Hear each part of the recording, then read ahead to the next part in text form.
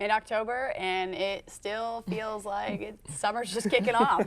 Nathaniel, please tell me it's going to get at least a little cooler out here. It actually will get a little cooler, but we'll get back to that because right now it's still a little warm outside. Let's take you a look outside at campus from earlier this morning.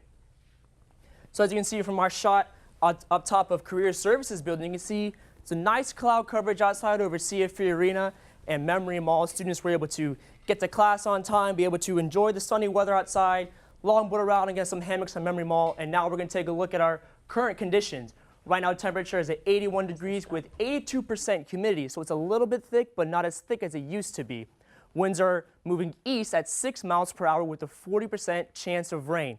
Now, you'll see a little more cloud coverage today in the afternoon because we have those rain chances coming up.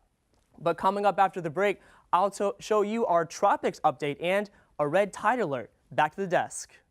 Thanks, ladies, and that's right. Hurricane season is not over yet. We have until the end of November. But right now, the tropics are pretty quiet after having 14 named storms as recently as Hurricane Michael. Right now, as you can see, is a little bit of disturbance over here in the Caribbean, but not that much you see from our next graphic. These storms aren't really formed together, so it's not really going to make any type of storm. There's no circulation here, just a couple of isolated storms. But as I mentioned earlier, we have some other weather issues closer to home. And we currently have a red tide issue up as high as Brevard County.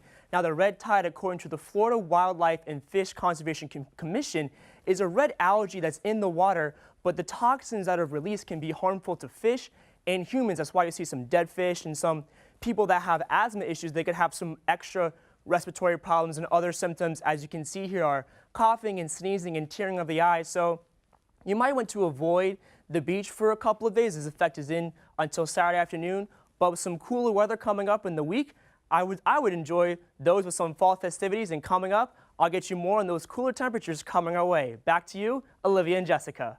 Thanks, ladies, and that's right, Liv. Maybe just a little bit of sweater weather, but not today. Right now, even though the summer temperatures are going down, we're still in the high 80s, maybe even the low 90s. Let's take a look at our neighbors around the state. Tallahassee right now is 87 degrees, Jacksonville is 84, Tampa and Orlando both 91 degrees for a high today, and Miami 87 degrees for a high. As we take a look at our lows, you'll see now it's in the lower 70s except for Miami. They're at 78 degrees for a low today.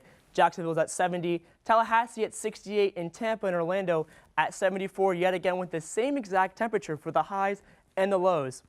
Now, as we take a look at our 5-day forecast, you'll see some of those cooler weathers that I was telling you about earlier. Saturday and Sunday, we'll still have some pretty high stuff, 90s and 80s, but throughout the week, we'll get to those low to mid 60s for the lows for the week. So make sure to take out a jacket with you as you go outside.